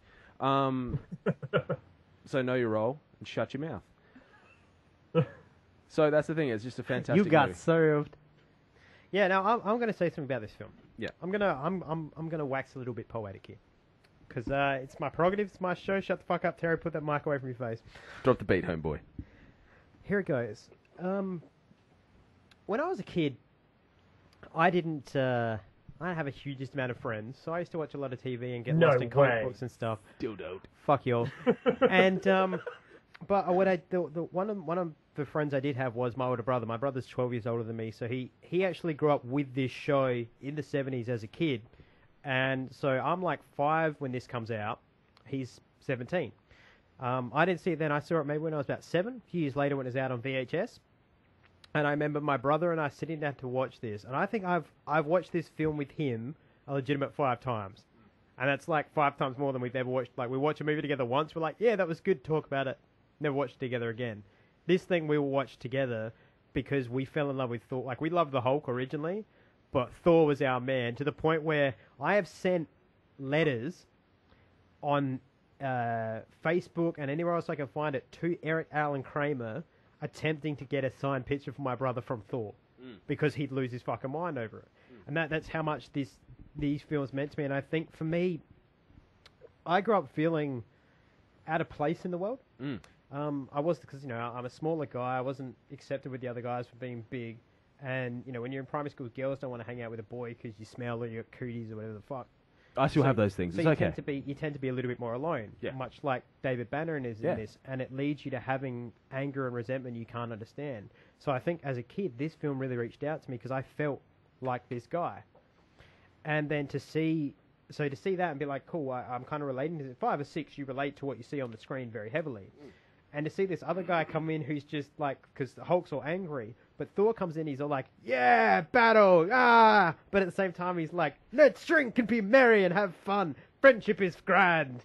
And for me, that was a completely thing I'd never thought of, because my brain was almost stuck in this Hulk mode. Yeah. Almost in the David Banner mode. And I guess I'm going to bring this back into why this relates to film. But almost in this David Banner mode where I need to be alone at all times, because either people are going to hurt me or I'm going to hurt other people. Yeah. And at 6, that's some heavy shit to think. Yeah.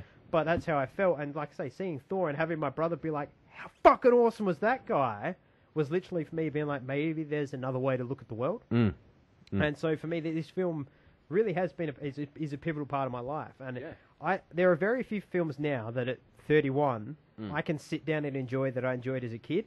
This thing, I think I enjoyed more this year than I have any other years. As I'm getting older, it's making more and more sense. And it's so well crafted. Like, I still love, I forget. Every time when he's driving the car at Thor and Blake's shooting the gun and shit, I think they're going to lose. Every time. And when it happens, I'm like, oh yeah, awesome. He hit it with the, sweet. He hit him with the hammer. Wicked. And it did a flip. But you know, this film holds some of my most quotable moments ever, which is like my brother and I, when we come up with a plan, we'll be like, "What's the plan? I take it from the back, or you two take it from the front." Well, I'm going to take it from the front. Once you get angry and become your green troll. And then, like, I just love the fact 5 minutes later he hulks out by accident, runs in, he's like, "I told you he thought it was a good plan." I love Thor in this. Watch this movie. Watch this movie. It's probably like it's at this point in time, it's probably in a budget bin somewhere. Oh, it would be. I think it's actually on YouTube. It's probably just watch it. It is so hilarious. It's so good. It's bad and good at the same time. Bad because like you look at it from our perspective now, being like Matt said, spoiled little brats. It's bad, but it's really good in the fact that how simple it is and how accurate. It is like how well it tells the story. If you picked up a comic book, Okay, let me just put this scenario to you. Yeah. You pick up Thor. Yeah. Thor 247. Yep. You flick to a page and he's running on the beach. Hmm. Do you expect Thor to be running on the beach in shorts or in leather pants? I'd say leather pants. Because you know what happens in this film, don't you? Thor runs on the beach in leather pants. Not only does that, he does a U-turn with the dog and goes and hits on a chick whilst running backwards. In the leather pants. In the leather pants. Boots with fur trim and goes into a biker bar and out drinks them all. Yep, and they're all mates after that. He was looking at Steel Stallions. He also has one of my favourite insults lines ever when McGee comes to the door and he's like, I'm looking for a banyan. You have found him. Or I'm looking for a particular man. Oh, I am a particular man. And I don't like the look of your face. It's just love it. He's drinking his beer in his towel. I like how he's like milking the beer cans as well. Like he's squeezing them like lemons. Lemons and oranges. Like, what are you doing? There's Blake. Tries to open the fridge by pushing it. Yeah. Blake throws in the towel so many times. She's like, you know what, just fuck it. Do whatever you want to do, man. What did you say there, Bray? I missed what you said a second ago. He tries to open the fridge by pushing it. Oh, yeah. Yeah, he yells at it and he's like, "I'm the son of Odin." He's in his town, he comes back and he's like, "I've learnt subtlety. The enemy runs away with nary a blow struck." Comes down from his shower. I like that bath. Was it the falling bath? The shower bath you have in there is wonderful. Water falls from the sky as if from magic. The first scene he's got, he walks in and it's like, "I'm thirsty." He goes up to something that looks like a vending machine and beats the fuck. Just rips the panel straight off. Oh, I love it. I love it. And then when he's like, "I want to be in company of my friends, to drink mead. Hell, even that beer that you have here. That'll do." That'll suffice. I love it. And he's drinking just pitchers in the bar, just pounding them back. The bartender's even like, "What the hell?" How are you? That's why they're not. Yeah, jugs of beer that you buy. Yeah, he's just drinking jar, and then he's having that arm wrestling contest where he's looking around and like smiling at people. While this dude's like straining to like get him. Oh god, this movie is good. It was a good Thor. No, and like I just love the fact that he and Hulk have this fight when they first see each other, and he's smacking him with the hammer, and it's like knocking Hulk back a couple of seconds, and Hulk just comes charging. He's just like, "I appear to have made him angry." I love this movie. It's like a cattle prod to him. Yeah, basically, it's so funny. Banner's like, "Please just go away. Don't make me angry. Leave you be, eh? Don't make you angry, eh?"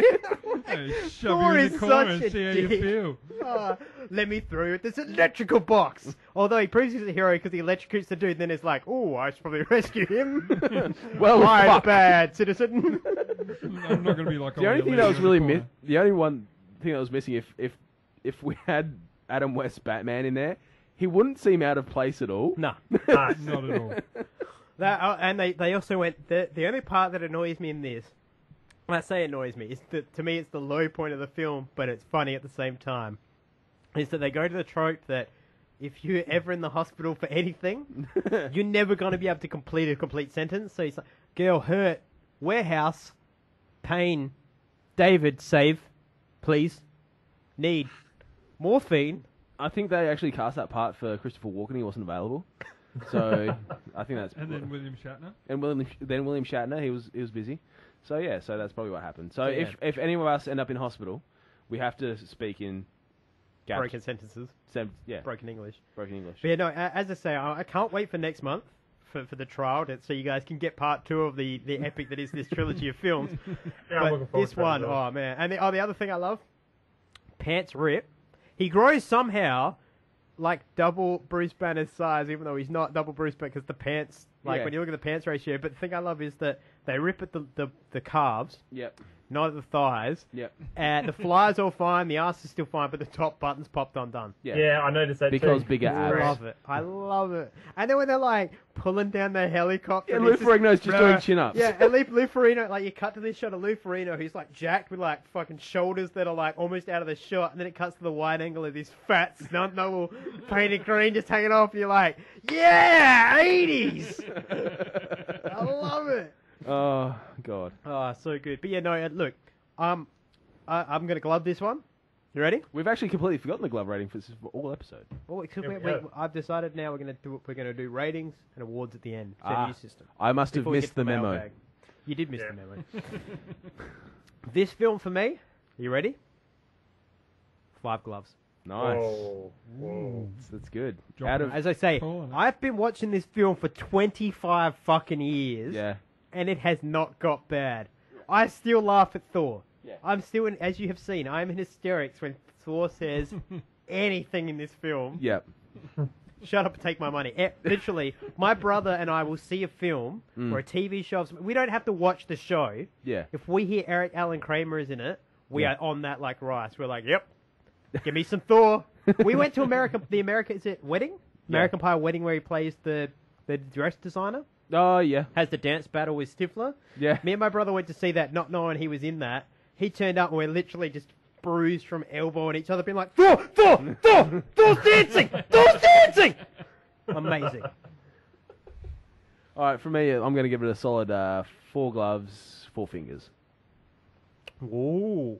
That's a big high. Basically, because it is really nostalgic. Like, I was watching this as a kid during the TV show, and for me, it's Lou Ferrigno. For me, it's just the fact that he doesn't say anything. We know he's deaf, but at the same time, he actually tries to put a lot of emotion into Hulk. He does try, and he's not an actor. He emotes with his face. Yeah, he does a really good job. Actually, I'll go one better. Lou Ferrigno, I think, because he's done so much body work, knows how to hold his body or emote with it. Because the Hulk emotes with his body. Absolutely. That's he roars and shit, but it's all about, like, you watch when he's with the dog, Yeah. he's very, like, his shoulders are more relaxed, his Yeah, punch drops is his shoulder. chilling. Yeah, that's the thing. That's why, like, for me, the whole complete package, like, if Thor wasn't in it, I'd still enjoy it. Yeah. But Thor's just like that little bit of Thor's icing the on- cherry. He's the cherry. He's the cherry, the cream, the flavouring. In fact, he's a lot of the show.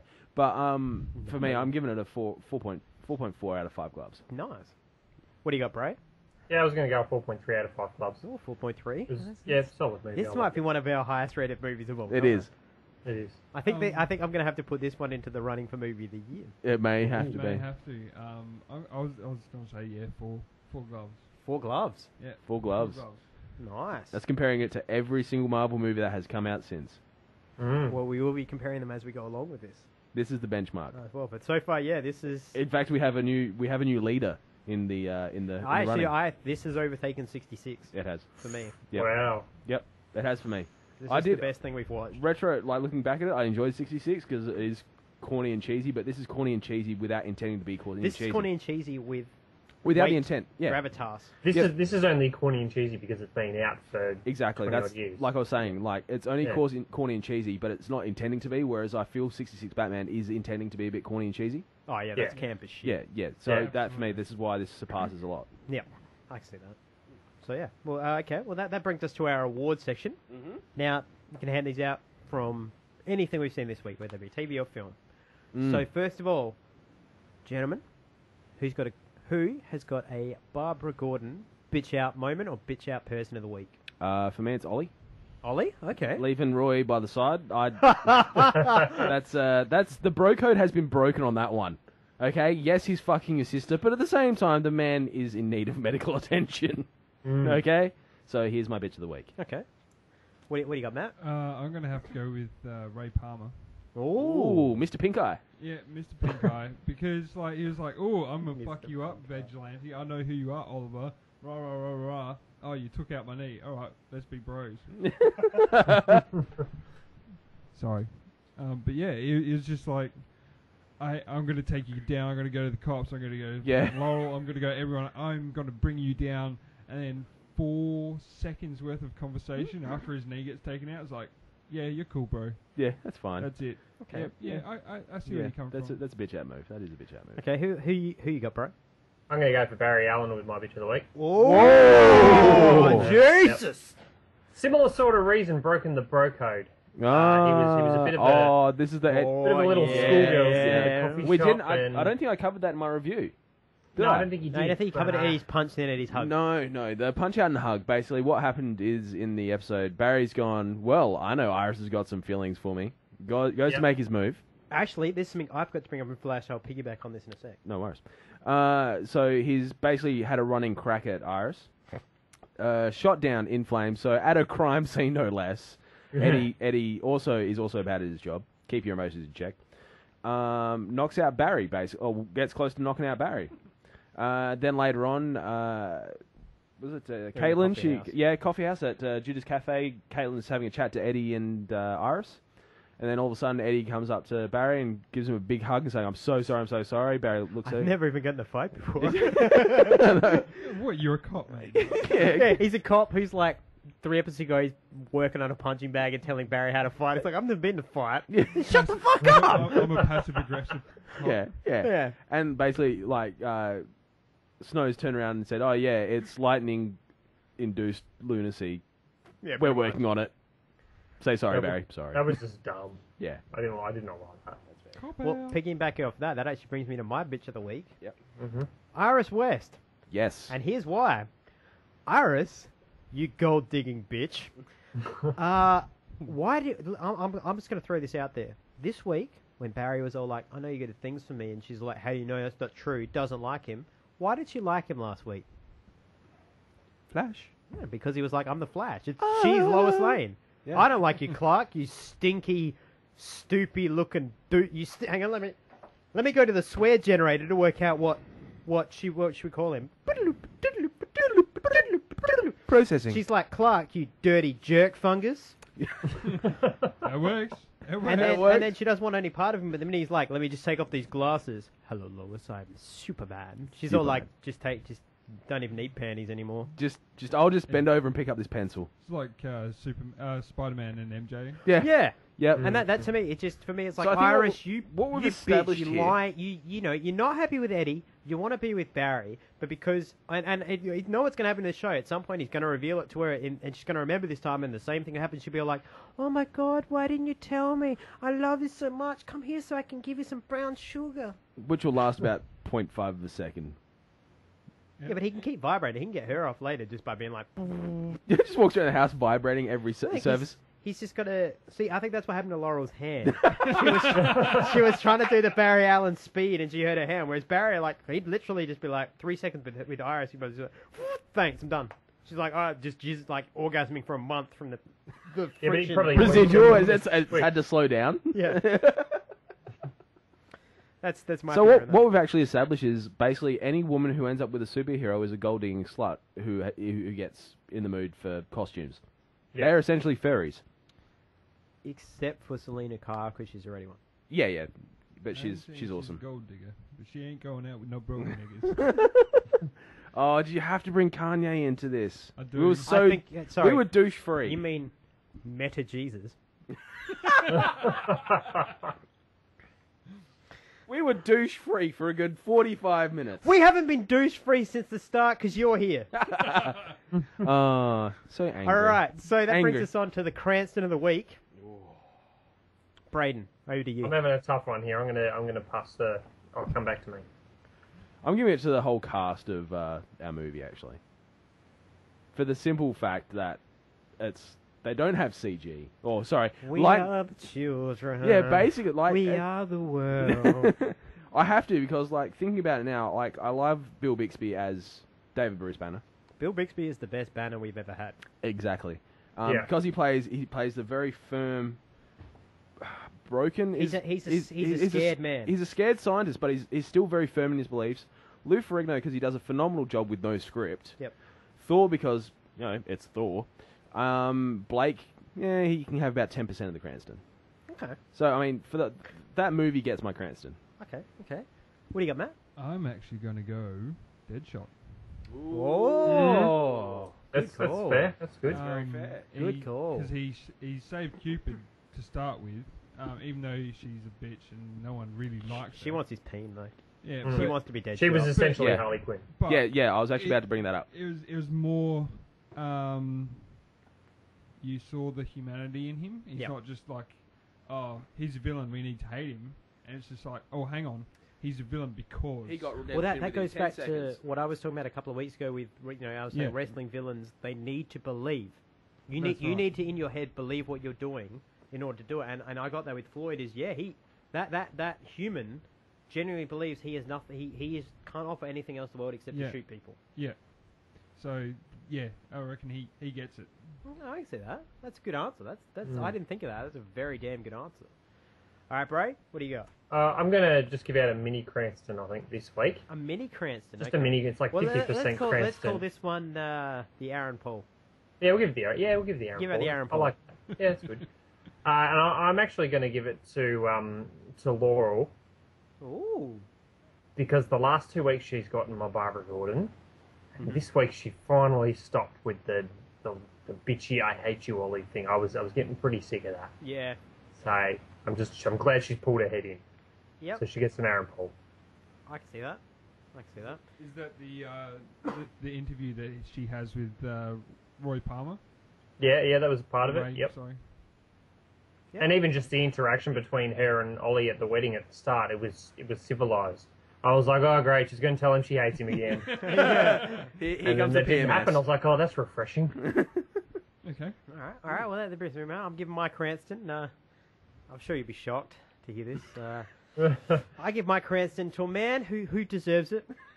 A man who embodies everything the Cranston Award should be. A Bryan man Cranston. who can drink pitchers of beer and rock 2 plats Are you talking about Bryan Cranston on again? either side of his head and still be the coolest motherfucker in the room. My award goes to the man, the myth, the legend that is Eric Allen Kramer's Thor, hands down. Fair enough. Cool. Very much. I was waiting for a round of applause to come out of nowhere just then. I'm sure there'll be one edited. Talk nice to the editor. Wait, wake it up. Hang on, let's just we'll have a minute of silence so we can have an applause here. Stuff that. Yeah, no, fuck it. All right, and that brings us to our final segment of the week, the Bat Sack. The sack. Is it And moderately filled Things today? that have come flowing out of it. I've only got one. It's a good question, though. Is it? It's okay. So it's quality. It's quality. Quality this over is good. quantity. Cool. And my question this week comes from superfan extraordinaire, Mr. CrossFit. He's still number 2. It's okay. Yeah, okay. And his question was this. It came from a conversation, well, I guess I'll rephrase it. It came from a conversation he and I were having this week. Yes. And I'm going to use it as a question for the show. Mm-hmm. And that is this. If you could you could answer one set from Marvel, one set from DC. Who are your top 3 either villains or heroes to date, females to date, Okay. and assuming that, say for instance, you choose Barbara Gordon, Yeah. you can offer whether you want Batgirl or Oracle. Okay. But if you choose Batgirl, she doesn't necessarily like for instance, say I want Batgirl Barbara Gordon. That doesn't mean that in 2 years she's going to be paralyzed and I have to clean up her shit for it. Okay. Oh, so you're talking about in the moment. No, if you by choosing Yeah. them, you theoretically can change the timeline. Oh, so, So- we're doing paradox. Yeah. So who do you pick? So you gotta say pick villains, female villains. villains or heroes? You got to pick Okay. 3 from Marvel, 3 from. Do we have to give a reasoning?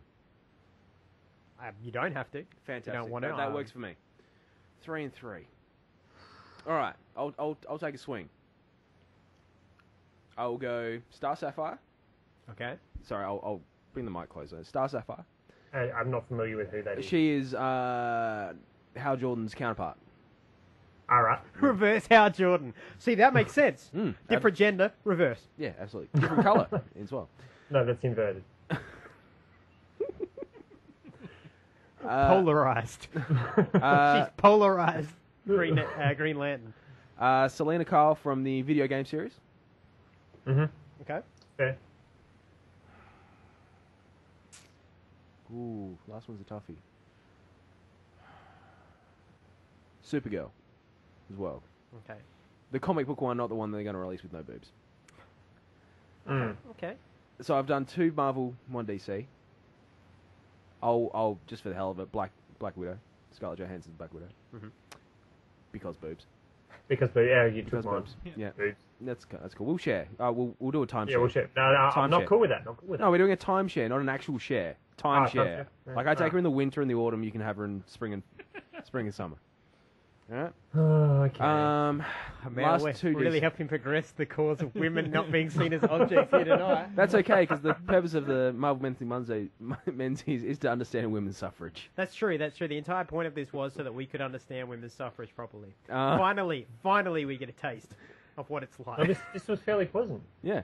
I know what they complain about. My last two from DC. Ooh, I would have to go with Miss Martian. Okay. Because change is good. And fuck it, I'm gonna go with the subject that you and I bring up the most, Artemis. Fucking Artemis. Okay, Matt, what do you got? He's in tears, bloody hell. Well, you've broken him, Terry. That's right. Or I just thought another one. Oh, go on. Secondary to Artemis, because she may not have hit puberty yet, I'll go with Huntress.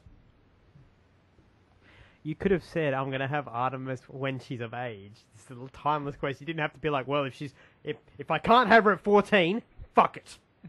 I'm from Utah, motherfucker. I will marry who I want. Wow. We have gone to a whole new low, people. No, it gets lower. I would probably go for Phoenix. Ooh. So you can, so you can stab her afterwards, and then she can just refresh. Yeah, I totally get the point. Yep. It's like a webpage. What the fuck? I don't think that was quite the question, was it? I don't know. Yeah, this kind of went from who would you date and who would you murder? Was it Marry, who kill, would I you guess date? Was that marry, the question? fuck, kill is what we're playing here. Well, I was thinking more of like. I thought it was just who was your favourite female characters, not who would you date. No, it's his question was who would you date? Ah, It's a proper like who would you want to date? Well, I've cleaned it up into who would you want to date. It's who would you want to date as opposed to... If I hear someone say rogue, I will give them $10. Not in this room. I was actually going to go Storm. Because the amount of like awesome cloud sex you have floating up in the air. Cloud sex. It'd be amazing. I just love the fact as well that Matt has literally just gone like, well, I love electricity. I'll take the electrical chick. And we can go up into the clouds. She can just electrocute me. Yeah, That'd be fucking sweet. Just, yeah, shock my nipples, baby. I'm keen. Why not? Get the mega. I'm now Mega Man. Okay, so that was mostly Marvel. That was right. Two Marvel. Two Marvels. One more. Oh, that's a toughie. He's going with X-Men so far. Yeah, see, I'm not a huge knowledgeable person. I just thought of another one. But I'll bring it up later. It could help you. But Jeez, yeah. Terry's just fucking going through. He's just like all of them. Oh, yeah, Terry, you just take I'm Genghis Khan. I will have all of them. Or just have your sloppy well, you could seconds think of, on what was the other one? Fantastic Four. Invisible Girl? Invisible Woman. Yes. Invisible, that could be interesting. That could. And a little gross. Okay, so that's your Marvel. Yeah, it's my Marvel. DC, I got no idea. I mean, yeah, there's Catwoman. Yep. Yeah, I was thinking Poison Ivy, but... Bane? No. No, yeah, I don't want that baggage. Hey, he comes with a, 15-inch black rubber dildo.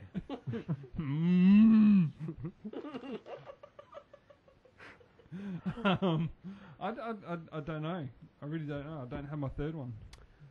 Okay, that's okay. Well, Braden, who are you going to date from the Marvel and DC universe? Starting with DC, I would easily have to go Arkham City Harley Quinn starting. Oh, fuck, I forgot her. That was Mr. CrossFit's number one choice, too. Yep. Yep. Followed you can by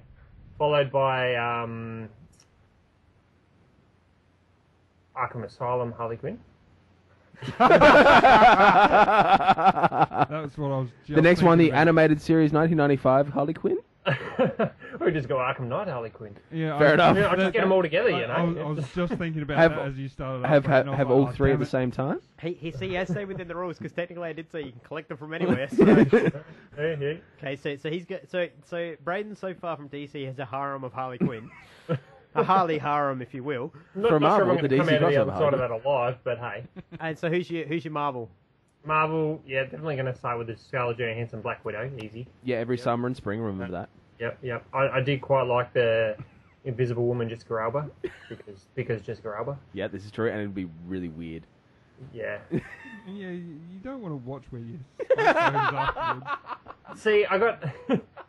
I don't think it's like her internals are also cloaked. You don't see your splooge isn't just going to be fucking floating watching it, Yeah. separate watching it. That's like where it goes. Ray Actually- Palmer's shrinking down and watching the sperm go into the egg or something. You know, I just had a really gross thought.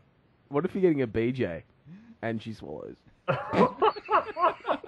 It'd be worse because Swallow you wouldn't see, but if she spits, you'd just suddenly you'd be orgasming and it would all just blow back at you. Just watch it fall going into the stomach, sit there for a little while, keep going out. And... Oh, fucking hell. Wait, does that mean her shit's invisible as well? No, I think they're visible once they come out of her anus.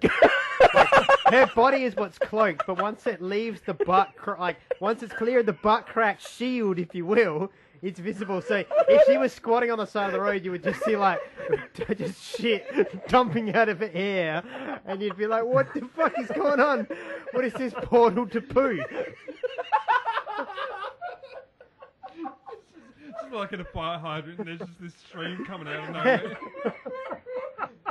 A torrent of shit, if you will. So she then therefore cannot use tampons because there'll just be this shit. Yeah. Actually, I just realised if she goes invisible during sex, it'll look like you have no penis. Yeah, pretty much. It would. Peekaboo. You know what a Ken doll feels like? But what's worse is when you're having sex, right, and she's on top, you can look at that, you just see her, but because she's invisible, you're just going to see your ball bag swaying back and forth, just slapping up against the invisible buttocks.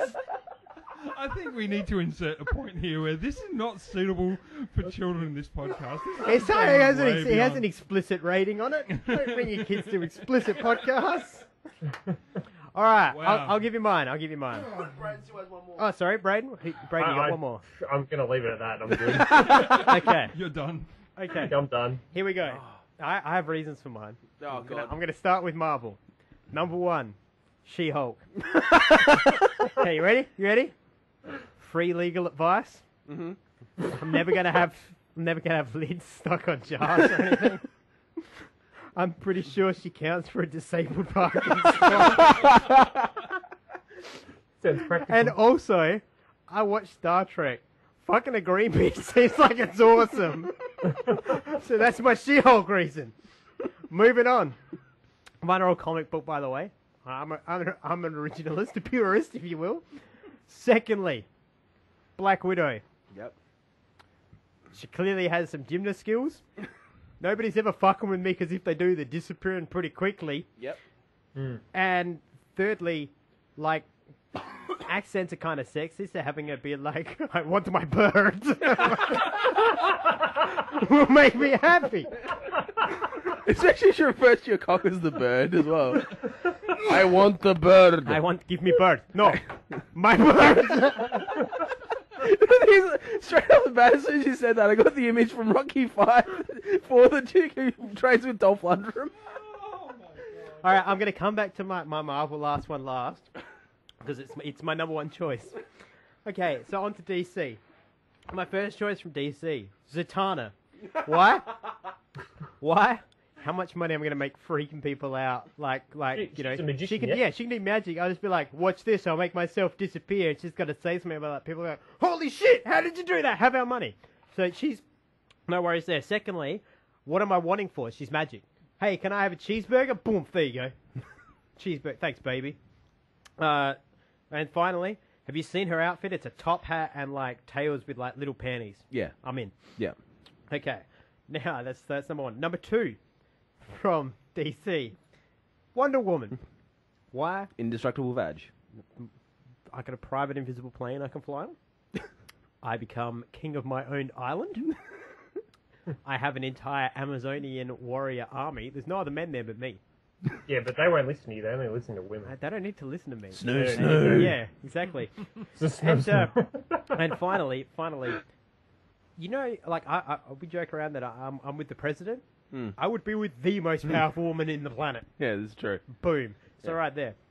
Okay, that's that. Now, number 3, I'm choosing Barbara Gordon before she gets shocked. So, like I said, I'm not dealing with none of this breathing through a tube. Like, I got a flat tire in my wheelchair. I don't have time for that. Go to Wells. Yeah. Yeah, you got wheelchair problems. He'll fix it out. I'm not your man.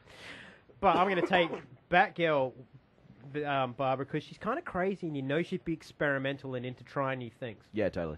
So that's why I'm going with that. And for my last pick, my final pick, who do I pick from Marvel? Thor. Particularly Eric Allen Kramer's Thor from this film, because I know he doesn't have a beard, but it doesn't make the female quite. No, but let me. It didn't have to be female. That's the thing. Adam's going to be the bottom. No. See, this is what I want. I'm fine being. You know the sexless relationship that you have where you have the couple of kids and you stop having sex and you just are boring. I'll do it. Me and Thor will just go to biker bars, hang out and drink mead, and he can answer the door in his town. They've got the life living there. You guys can braid each other's hair. Yeah. Exactly. Yep. I've got the beard for him. It's fantastic. He can teach me how to say things in ancient Norse, and I can teach him that not everything that's rectangular and metal is a drink dispenser. Well, would you be the bottom or top? No, we're not having sex. But you said you'd have a couple of kids, so therefore... We're going to adopt them. Oh, you adopt them. Brangelina style. That's what good Asgardians do. Like Loki. Okay. So that's who I'm going with. Thor as my final answer. That's fair enough. I'll be Thor when he's done with me. So I got a question. Yeah. You said you'd teach him that not everything metal and rectangular is a drink dispenser. Yes. So does that mean their drink dispensers in Asgard have to be beaten to get a drink out of it? Possibly. I think that's how, if you're Thor, anything you want works by beating it. Like whether it's like, I want to take this woman home. Or like, give me a drink.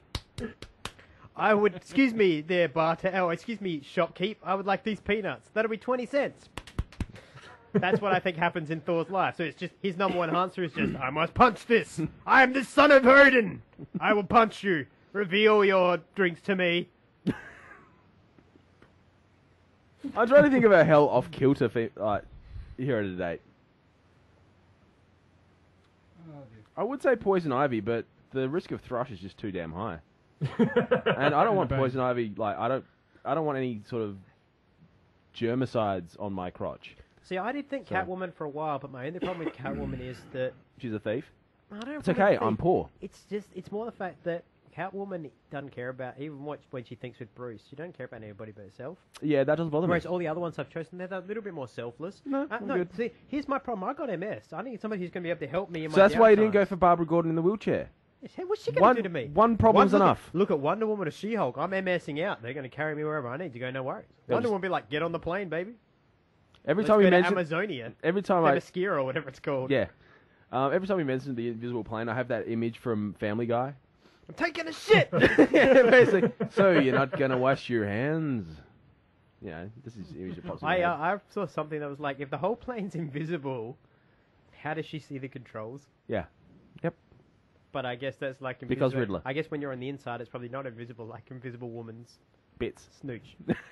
When you are the Invisible Woman, you're always visible to yourself. Yeah. I still. My theory on that. The shit portal is real though. The shit portal. That's a concern. The poop portal. Yeah. So yeah, well, I hope that answered your question for you, Mr. CrossFit, on who we would date from the. See, I'm forward thinking. I have no problem with gay, straight. Doesn't bother me.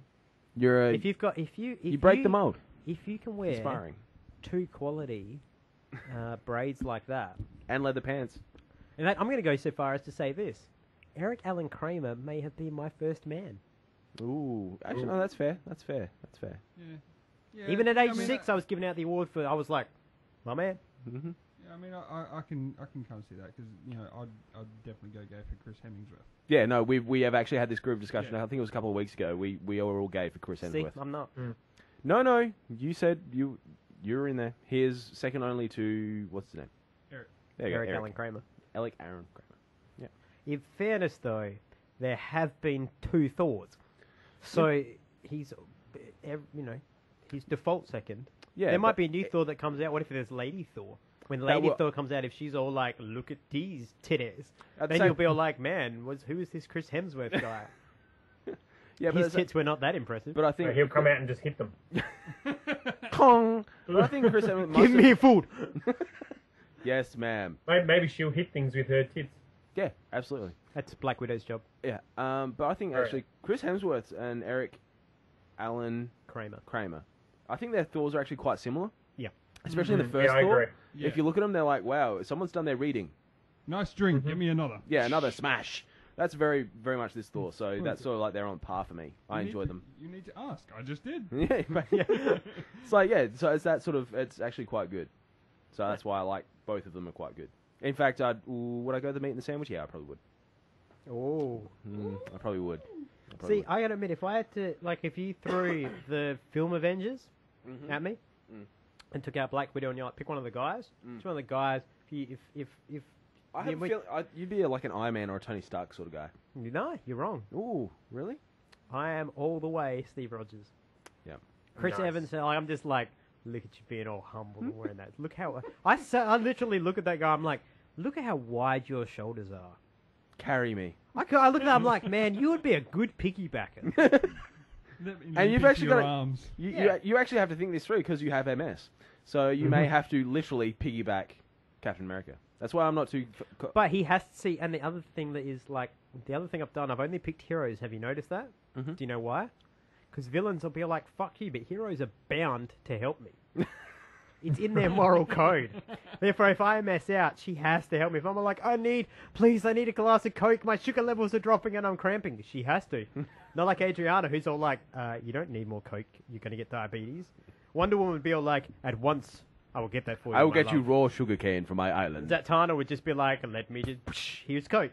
Here's my gigantic boobs as well. You know what? Bam, MS gone. And She-Hulk would just be like, let me squeeze you and find out what the law says. I think we've gone way off kilter. Objection! Yeah, this has gone somewhere. Somewhere. We're not quite sure where. All right, well, that wraps up our bat sack for me. Have you guys got any bat sack? No, you took all the sack for yourself. Yep, no sack, mate. Selfish bastard. Well, we've emptied the sack. Well, that brings us to the announcement part, and unfortunately, I need to take a moment, fans, to address a rather large elephant in the room. Yeah. Matt Richards, What have I done? do you feel like you're being called to the principal's office? Because you're about to be. Unfortunately, Terry, Braden, and myself have sat down and had a chat, and we feel that this once a month thing you come in and do, you're fucking horrific at it. Like, you are bad at your job. Really, really bad at it. And so because of that, we've decided what we need to do so that you can be good at your job is invite you to join us every week from now on and become an official part of From the Batcave. I was worried there. I was like, oh, crap. We want you to join the Just Us League. Yeah, we would like to offer to Mr. Electrocutioner an official pass to join the Just Us League. It starts with just the lobby, then you get to go to the Watchtower. As long as I don't interrupt my intro ever again. Yeah, that is. That's the rider. Yeah, The contractual instant rider. dismissal. Yeah. Yes, I will join. Thank you very much. I turned into like an answer like to a wedding proposal. Yeah, I live in this house. I will marry you guys. Please have my children. No. That was too far. I've already got one slave. I don't need any. No, that'd be awesome. Thanks. Yeah. Well, welcome aboard now. Next month you'll get a official badge and your laminate so you can get in and out. Yeah, does it come on a lanyard? Yes. As well? Yes, Yes. it does. It does. Retractable it does one. on a lanyard. And when do I get my mug? They're It's already still coming. attached to your neck. Thanks. That's alright. We also supply 2 gloves, but only feel obliged to wear them one. Sorry, what was that? Do I need to hit you with a book? Well, that then wraps up this show for another week. So on behalf of the now officially 4-man Just Us League, I've been your host, Red Thunder Adam Gerard, and as always, I've been joined in this adventure down both DC and Marvel alleyways by the honey vegetarian Neil. Goodbye, folks. The dad knight, Braden Ahern. See you later. And our newest member, Mr Electrocutioner, Matt Richards. Thank you very much. And we will see you all next week, once again, here, from the Batcave. Before we get started, does anyone want to get out? As king of Asgard. But you're not king! Listen well, brother. I'm listening. Doth mother know you weareth her drapes? I have the exact same glasses. Wow, you two are practically twins. Yeah, I wish. Specimen. How will your friends have time for me when they're so busy fighting you? It's usually worse. All performance issues, not uncommon. 1 out of 5. Do not ever call me at the source. I am a god, you dull creature, and I will not be bullied by that.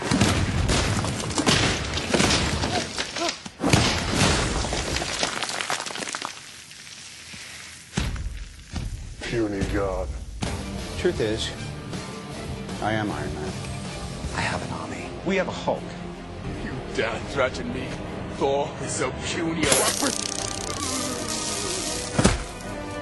Nothing goes over my head. My reflexes are too fast. I will catch you. What are you doing? I'm distracting you, you big turd blossom. You're no match for the mighty.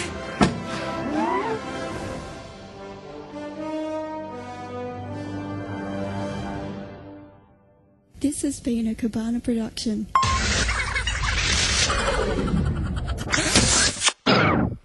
That's right. I need to get back on top of my Spanish as well for the. Yeah, on Espanol. Somebody needs to Espanol. learn Russian. We need Mickey Rourke. Yes. I want my bird. That's like the best line of the whole movie. I think that's our outro right there. I want my bird. You want the robot? I want my bird. I want bird. No man in suit. Drone. Hey, Drone hey, is better. Hey.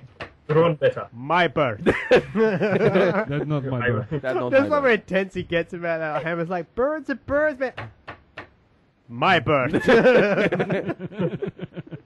I actually do take It's issue. my issue. It is. It's I like what I take to the continuity. streets about. That's I will get on my soapbox. In fact, we need to find a soapbox for me to jump onto. One that can support my weight. Practically sitting in one. A soapbox? You're an idiot. Just go back to your corner. You and Bane in the corner. Just go. Just leave now. Bane seductively waves. Bane. You Bane. There's the other outro. I want my bird. Bane. Cupid.